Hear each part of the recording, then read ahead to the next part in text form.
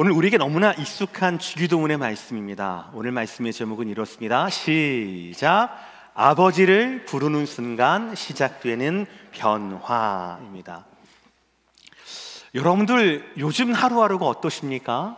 잘 지내십니까? 평안하십니까? 어떠세요, 여러분? 표정으로 한번 말씀해 주시겠어요? 여러분의 요즘 하루하루가 어떤지. 네, 잘 지내시고 계시고요. 먹고 살만합니다. 뭐 이런 표정 굉장히 많으시고요. 네, 좋습니다. 저는 좀 쓸쓸합니다. 갱년기는 아니니까 너무 걱정하지 마시고요. 네. 집사람하고도 큰 문제는 없습니다. 네, 뭐 자근자근한 문제들. 네.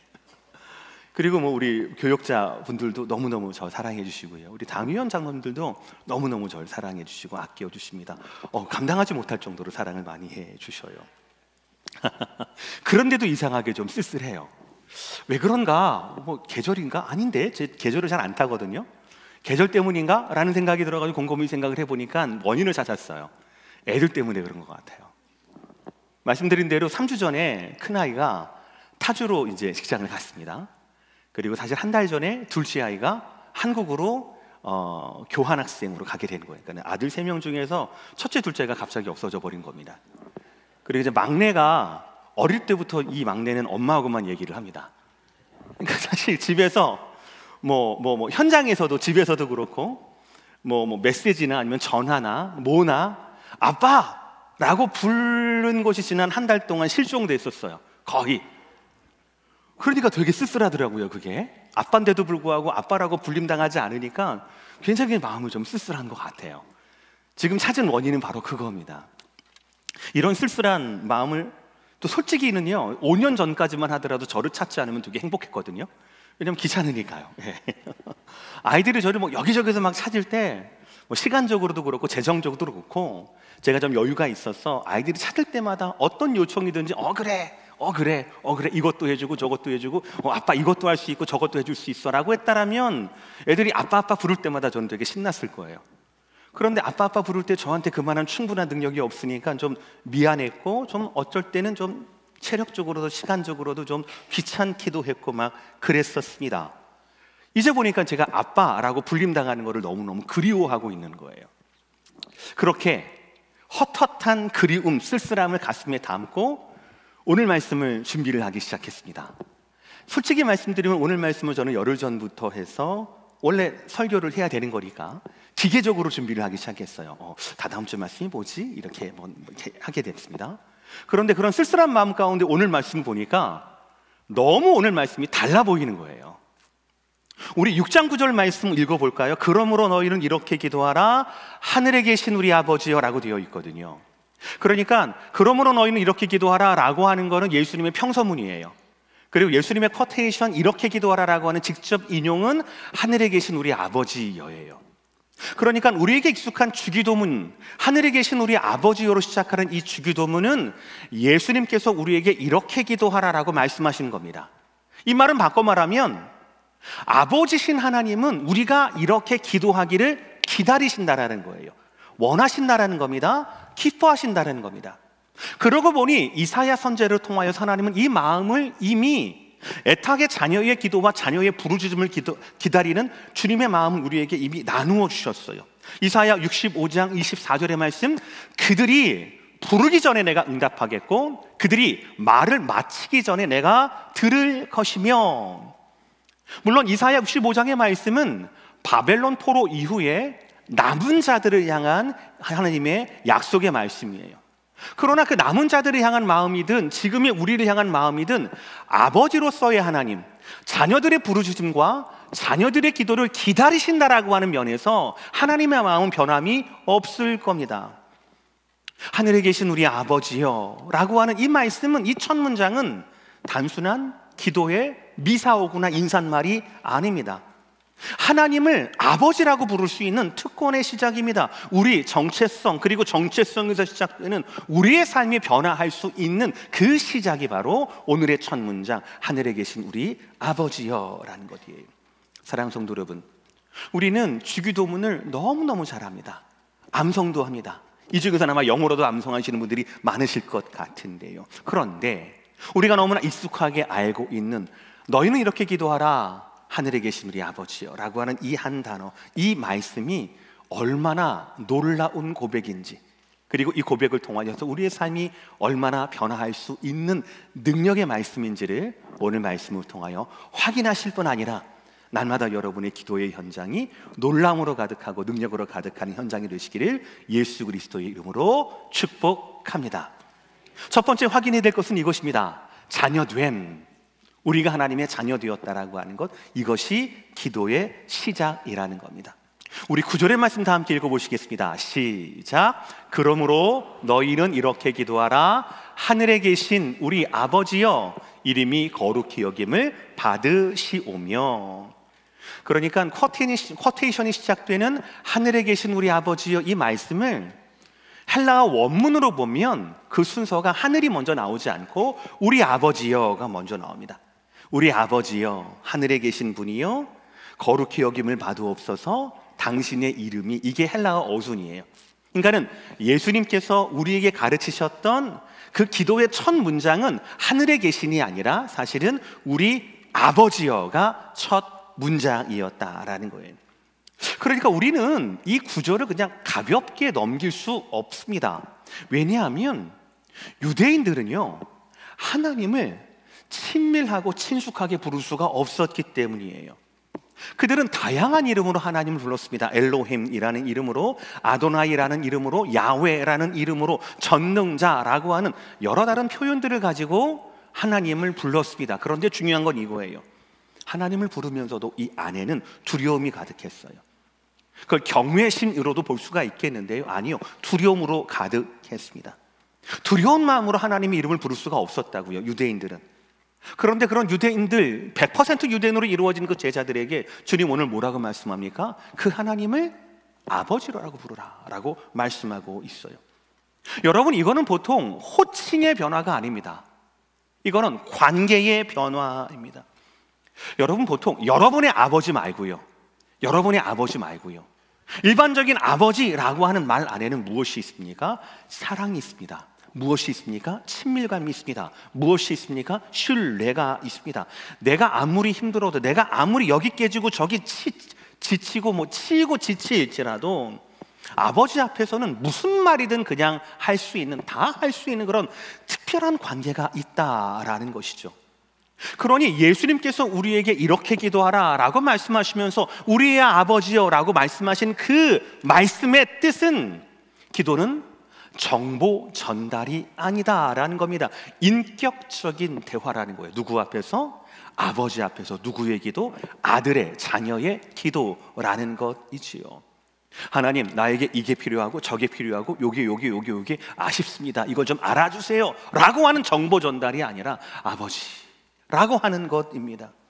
그래서 기도를 시작하는 순간 우리는 하나님의 뜻을 잘 아는 전문가, 혹은 율법을, 그리고 율법에 통달한 율법 전문가로서 기도하는 것이 아니라 자녀로서 자녀의 기도를 기다리시는 아버지 앞에 기도하는 그 첫 문장이 하늘에 계신 우리 아버지여 라는 것이에요.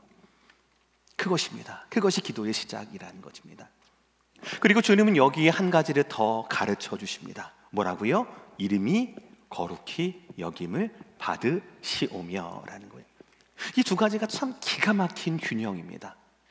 아버지여 라고 부를 만큼 하나님은 우리에게 친밀한 분이에요. 그러나 주님은 친밀하다고 해서 가볍게 불러서는 안 된다라고 말씀합니다.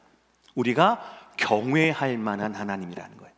아버지이지만 심히 거룩하신, 우리가 경외할 만한 그런 하나님이라는 거죠. 그러니까 우리가 주기도문으로 말미암아 우리에게 가르치신 기도는 친밀감과 경외함이 같이 있는다라는 거죠. 이것이 바로 기도의 성숙함이라는 것입니다. 사랑하는 성도 여러분, 이번 주에 지난주에도 제가 기도 때마다 이거를 실습을 해봤거든요. 그랬더니 더 깊은 기도로 들어갈 수가 있었습니다. 뭐냐면 여러분에게도 제가 한번 일주일 동안 한번 해보라고 숙제를 드리려고 합니다. 뭐냐면은요, 기도하실 때마다 하나님을 부를 때 따라합시다. 하나님 아버지, 이렇게 부르셨다라면 따라합시다. 아버지 하나님, 이렇게 불러보시라는 거예요. 쉬워요? 어려워요? 네, 어려워요? 쉽지 않습니까? 하나님 아버지 그동안 부르셨다라면 주님이 우리에게 가르치신 기도가 우리 아버지여로 시작을 했으니까 아버지 하나님이라고 먼저 한번 불러보셔요. 그렇게 기도를 시작해 보시기를 바랍니다. 기능이 아니라, 정보가 아니라 관계를 통하여서 하나님 앞에 내 요구 조건을 밀어넣는, 그리고 청원하는, 부탁하는 어떤 그런 입장이 아니라 아버지 앞에 내 모든 것들을 다 쏟아놓을 수 있는 친밀하지만 거룩하신 경외를 받으실 만한 하나님 앞에 아버지로 먼저 부르시고 기도해 보시길 바랍니다. 그 기도가 여러분의 자녀됨을 확증할 것이고 그 자녀됨이 여러분의 기도를 더욱더 풍성하게 채워질 겁니다. 따라 하십시다. 아버지 하나님. 한 번 더 해볼까요? 시작.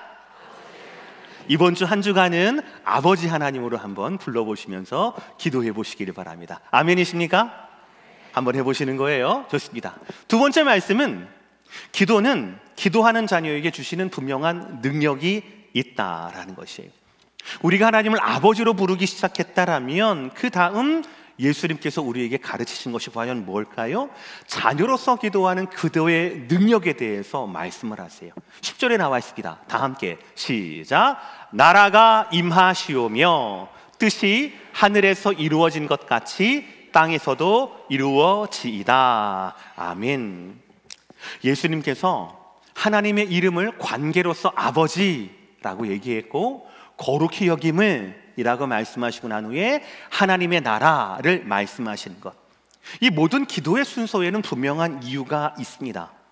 기도는 결국 내 뜻을, 내 필요를 하나님께 관철시키는 시간이 아니라 하나님의 뜻이 내 안에, 그 뜻이 나를 통하여 이 세상에 이루어지기를 원하는 시간이다라는 거예요.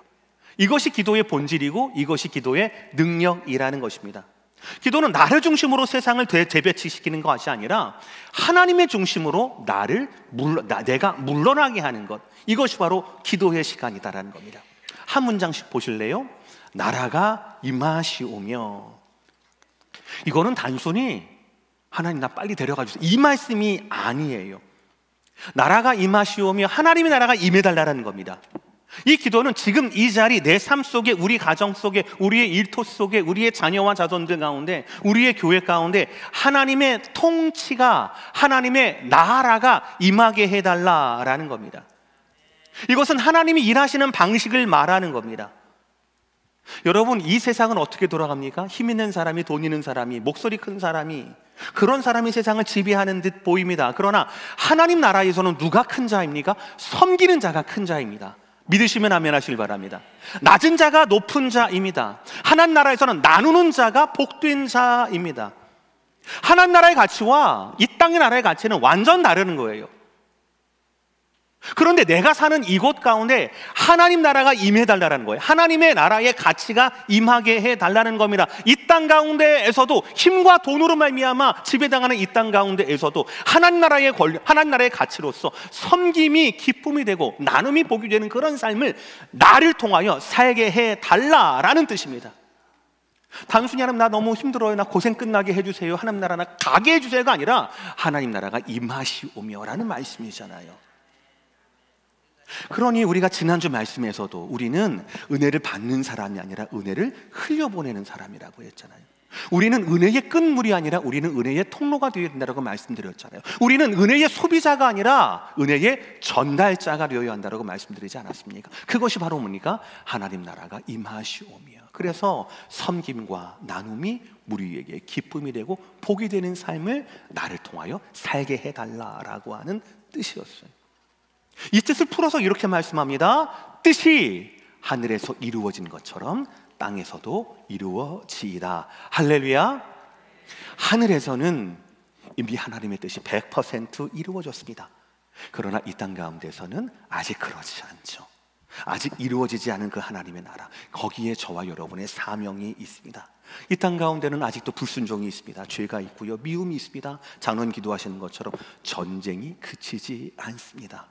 눈물이 그치지 않고 아픔이 그치지 않습니다. 그래서 우리는 이렇게 기도하는 겁니다. 하나님의 나라가, 하늘의 그 나라가 이미 이루어진 하나님의 그 뜻이 나를 통하여 이 땅 가운데 이루어지게 해 주십시오. 내 마음에도, 내 가정에도, 우리의 교회에도, 우리가 사는 미국에도, 우리의 조국 대한민국에도 하나님 나라와 하나님 뜻이 이루어지게 해 주시옵소서라고 기도하는 것이에요. 근데 여러분, 이 기도를 하게 되면, 진심으로 이 기도를 하게 되면 깨닫게 되는 진리가 있습니다. 하나님의 뜻이, 하나님의 나라가 이 땅에 임하려면, 그 뜻이 이 땅에 이루어지게 되려면 가장 먼저 변화되어야 할 사람이 누구일까요? 가장 먼저 변화될 사람이 누구일까요? 이렇게 기도하는 사람이 가장 먼저 변화되는 건 아니겠습니까?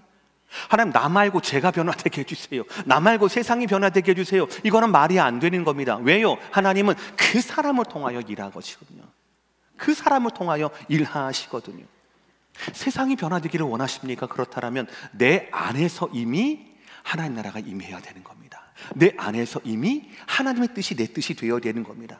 내가 순종하지 않으면서, 내가 그 나라를 알지도 못하면서, 나는 섬기지 않고 나는 나누지 않으면서 하나님의 나라와 하나님의 뜻이 이 땅에도 이루어지게 해달라라고 하는 것은 말이 되지 않는 것이죠. 그것은 주님이 가르치신 기도가 아니다라는 것이죠. 그래서 주님이 가르치신 기도에 의하면 하나님을 아버지로 부르고 그분의 거룩함을 노래하면서 가장 먼저 내가 깨져야 되는 거예요. 무엇으로? 하나님 나라의 원리로, 하나님 나라의 뜻으로 내가 교정되어야 한다라는 것이죠. 나를 하나님의 뜻에 맞춰가는 능력의 기도가 주님이 우리에게 가르쳐 주신 기도라는 것이죠. 이것이 가장 중요합니다. 그리고 나서야 하나님의 뜻에 나 섬기고 나눔 가운데 내가 교정받고 내가 깨지고 나서야 우리에게 익숙한, 우리가 너무 잘하는 기도를 할 수가 있게 되는 겁니다. 그래야만 되는 거예요. 궁금하시죠? 어떤 기도인지. 다 함께 9절의 말씀 읽어봅시다. 11절 말씀 시작. 일용할 양식을 주시옵고. 다시 한번 시작. 오늘 우리에게 일용할 양식을 주시옵고. 솔직하게 얘기해 볼까요, 우리? 여러분, 개인 기도 하실 때, 개인 기도를 하실 때 한 30분 한다고 칩시다. 이거 눈이 동그라지시네요. 한 10분 한다고 칩시다. 네. 개인 기도 하실 때 기도에서 가장 많은 포션을 차지하는 게 뭐예요? 11절의 말씀 아닌가요? 일용할 양식을 위해서 기도하지 않으시나요? 솔직히 11절에 대한 마음이 더 특심해서 일용할 양식이 아니라 한 달의 양식을 위해서, 1년의 양식을 위해서, 나뿐 아니라 다음 세대의 양식을 위해서 기도하는 경우는 많이 없습니까? 저만 그렇게 기도하나요? 하나님, 우리 막내가 11학년인데 먹고 살 수 있는 좋은 잡을 가질 수 있는 그런 학교에 진학할 수 있도록 주님 도와주시옵소서, 열어주시옵소서 라고 어제 새벽에도 제가 기도했거든요. 우리가 이렇게 기도하지 않습니까? 이런 기도에 저와 여러분이 전문가 아닙니까? 저는 이 11절의 말씀에서 예수님의 인자하심을 바라보게 됩니다. 땅에 사는 우리에게 하나님은 하나님의 나라가 임해달라고, 그렇죠, 순서상으로. 그리고 하나님의 뜻이 이루어지게 해달라고 그렇게 기도하고 난 뒤에 거기서 끝나지 않았습니다. 거기서 끝나지 않고요, 11절의 말씀을 주셨어요. 땅의 필요를, 매일 땅의 필요를 구할 수 있게끔 우리에게 허락해 주신 거예요. 얼마나 감사한지 모릅니다. 만약에 주님께서 주기도문에서 11절의 말씀을 하지 않으셨다면 저와 여러분이 필요하니까 땅의 필요를 위해서 구했겠지만 늘 죄스러운 마음으로, 하나님 죄송한데요, 이것만 해주시면 안 돼요, 저것만 해주시면 안 돼요 라고 구하지 않았겠습니까? 그런데 주님께서 가르쳐 주셨어요. 일용할 양식을 위해서 구하라 라고 말씀하셨어요. 그런데 여러분, 다시 한번 11절의 말씀 보시겠습니까? 눈으로. 오늘 우리에게 일용할 양식을 주시옵고. 이 기도도 사실은요, 하나님 이게 필요해요? 저게 필요해요? 라고 하는 위시리스트가 아닙니다. 쇼핑 리스트가 아닙니다. 여러분이 원하는 리스트업을 하는 것이 아닙니다. 이것은 하나님에 대한 전적인 믿음의 고백입니다. 단순히 밥을 달라라는 게 아닙니다. 내일 삶에 대한 회피도 물론 아닙니다. 하루하루를 하루하루만큼의 하나님을 신뢰하며 살아가겠다고 하는 믿음의 표현이에요. 하나님, 오늘도 내가 믿음으로 살아갑니다. 능력이 어떻든 간에 하나님 나를 먹여 주시옵소서. 그리고 내일도 오늘처럼 나는 믿음으로 살겠습니다 라는 고백이 바로 오늘 우리에게 일용할 양식을 달라라고 하는 기도에 녹아 있다라는 것입니다. 왜요? 내 삶을 누가 채우시니까요? 하나님이. 내 삶을 누가 책임지시니까요? 하나님이. 내 능력과 내 계획이 아니라 오늘의 하나님이 오늘을 책임지실 것이고 내일의 하나님이 내일을 책임지실 것이다 라는 말씀이죠. 조금 더 나아갈까요? 지금 예수님이 가르치신 기도에 의하면 하나님을 아버지라고 부르고 거룩한 이름이라고 말씀하시고 난 후에 하나님의 나라와 하나님의 뜻이 이 땅 가운데 내 삶을 통하여서 주변 가운데 이루어지기를 원했습니다. 그리고 난 후에 일용할 양식을 위해서 구했어요. 필요를 위해서 구하라고 말씀하셨습니다. 그렇다면 그 필요는 과연 여러분이 먹고 사는 필요를 말하는 겁니까? 아니면 여러분의 삶 가운데 하나님의 나라의 가치 있는 섬김과 나눔을 위해서 필요한 것을 말하는 겁니까? 우리의 육적인 필요를 위해서만 말하는 겁니까? 생존을 위한 필요만 말하는 겁니까? 아니면 우리의 사명을 위한 필요까지도 포함이 되는 겁니까? 사명을 위한 필요까지 포함되는 것 아니겠습니까? 우리가 하나님의 뜻을 우리 가운데 이루어지게 하려면, 우리 나라 가운데, 우리의 가정 가운데, 우리 교회 가운데 이루어지려면 주님, 오늘 이런 필요가 있습니다. 주님, 내일 어떤 사람을 만나게 될지는 모르겠으나 내일은 내일 필요가 있습니다. 오늘의 필요가 어느 정도이든 내일의 필요가 무엇이든 간에 하나님, 오늘의 주인이신 하나님께서 오늘 채워주시고 내일의 주인이신 하나님께서 내일 간구하고 채워줄 수 있도록 주님 역사하여 주시옵소서라는 기도가 오늘 우리에게 일용할 양식을 주시옵소서라는 기도라는 것이죠. 사랑하는 성도 여러분, 이것은 분명한 부끄러움 가운데 예수님께서 나를 위해 목숨까지 버리셨는데 나는 빵을 그냥 구한다고, 그것이 아니라 당당하게 여러분의 사명과 여러분의 필요를 위하여서 날마다 구하시는 저와 여러분 되시기를 주의 이름으로 축복합니다. 오늘의 주인도 하나님이시고 내일의 주인도 하나님이시라는 것을 날마다 여러분 일용할 양식을 위해서 구함으로 드러내시기를 바랍니다.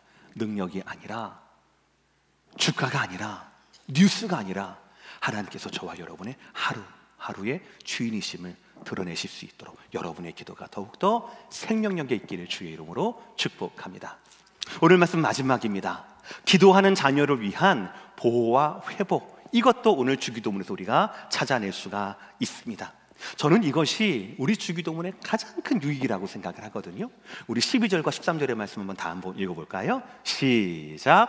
우리가 우리에게 죄 지은 자를 사하여 준 것 같이 우리 죄를 사하여 주시옵고 우리를 시험에 들게 하지 마시옵고 다만 악에서 구하시옵소서. 나라와 권세와 영광이 아버지께 영원히 있사옵나이다. 아멘.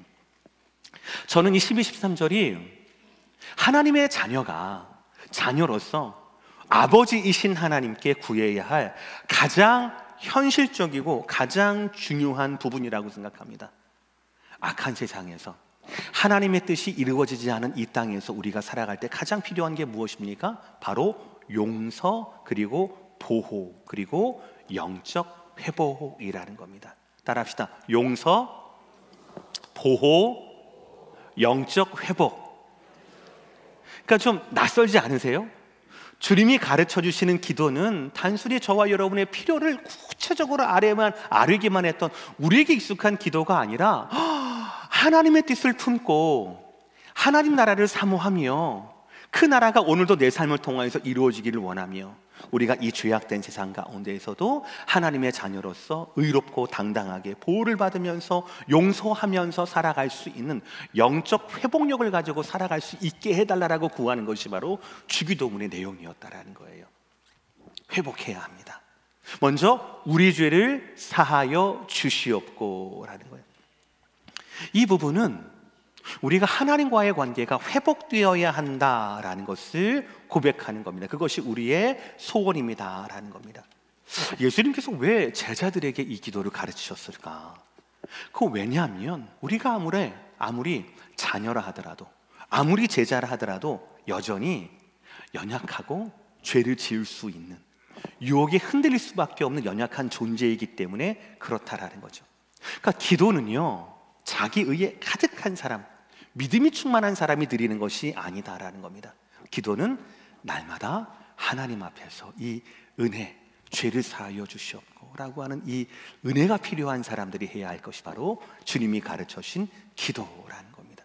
그리고 중요한 것, 여기 이렇게 말씀합니다. 우리가 우리에게 죄 지은 자를 사하여 준 것 같이 라는 말씀이 덧붙여져요. 이 말씀은 단순히 조건이 아닙니다. 하나님, 내가 내한테 죄 지은 사람을 용서해 주실 테니 그 용서를 보시고 날 용서해 주세요가 아닙니다. 이거는 태도를 말하는 겁니다.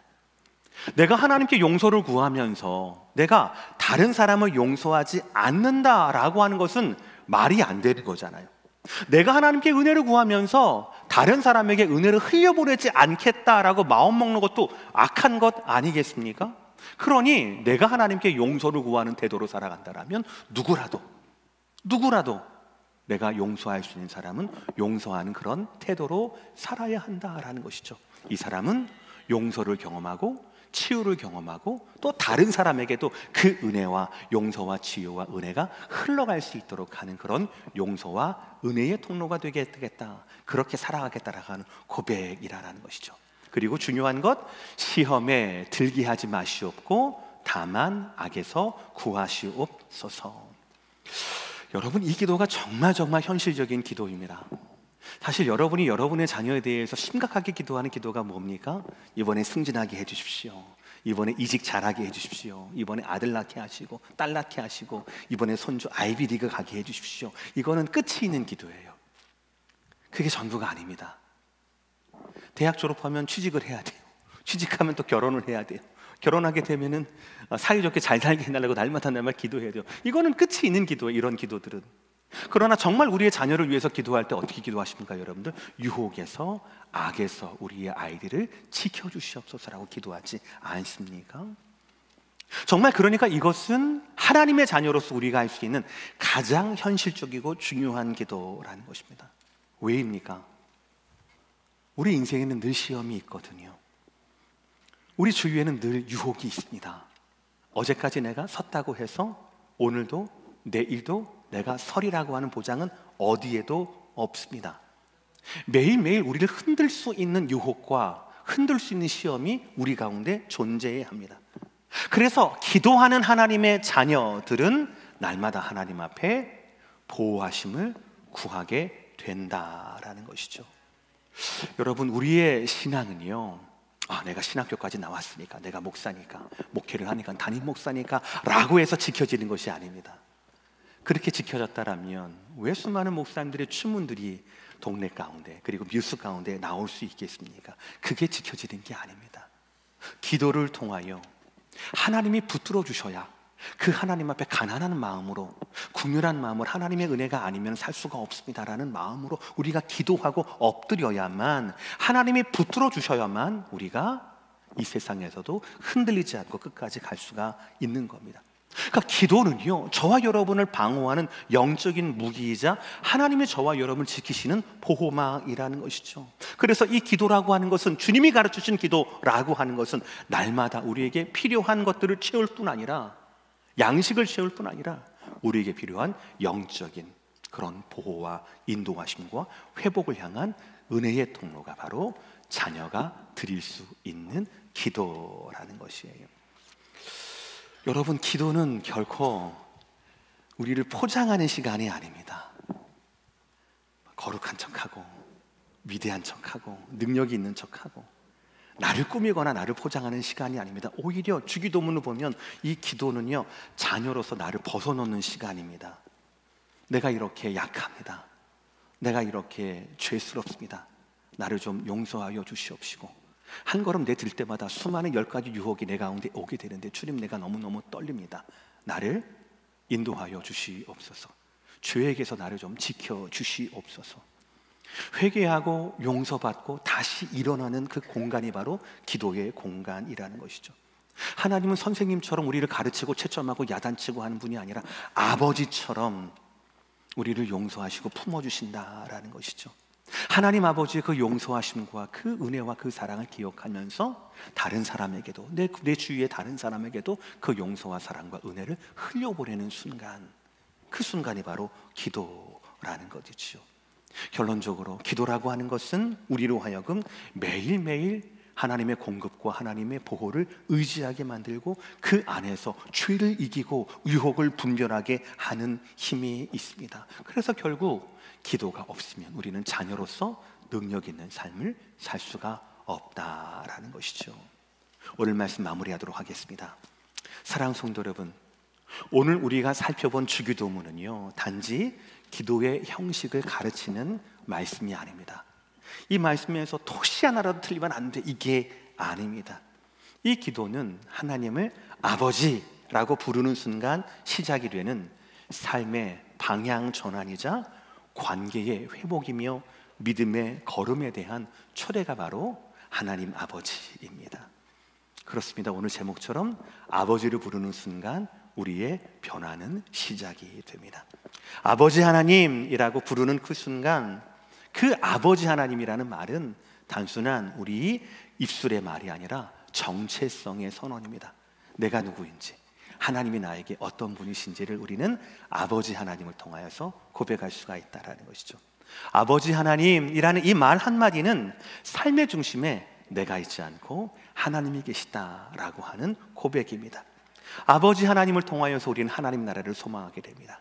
아버지 하나님을 통하여서 우리는 우리의 양식, 우리의 필요를 능력이 아닌 믿음으로 의탁하게 만듭니다. 아버지 하나님으로 우리는 죄를 극복하고 우리는 용서할 수 있는 사람으로 변하게 되고요, 아버지 하나님으로서 우리는 죄와 유혹을 분별할 수 있으며 두려워하지 않는 믿음의 걸음을 걸어나갈 수 있는 하나님의 자녀로 우리는 거듭나게 된다라는 것이죠. 기도는 화려한 말솜씨가 아닙니다. 기도는 강력한 믿음만 가진 사람이 전용할 수 있고 독립적으로 사용할 수 있는 공간도 아닙니다. 기도는 연약한 자녀가 하나님을 아버지로 부르는 자리입니다. 아버지 하나님이 기도의 본질이에요. 여러분, 요즘 기도가 잘 안 되십니까? 깊은 기도의 자리가 굉장히 혹시 그리우시거나 낯설게 여겨지십니까? 막상 기도하려고 해도 내가 원하는 것, 필요, 이런 것들 말고 다른 말들이 떠오르지 않습니까? 그럴수록 오늘 말씀을 믿으시고 붙들면서 마음속에 먼저 속삭이시길 바랍니다. 따라합시다. 아버지 하나님 먼저 부르시기를 바랍니다.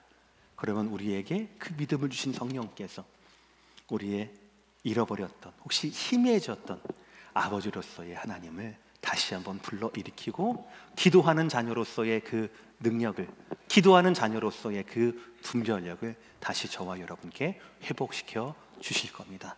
부르시기만 하시면 됩니다.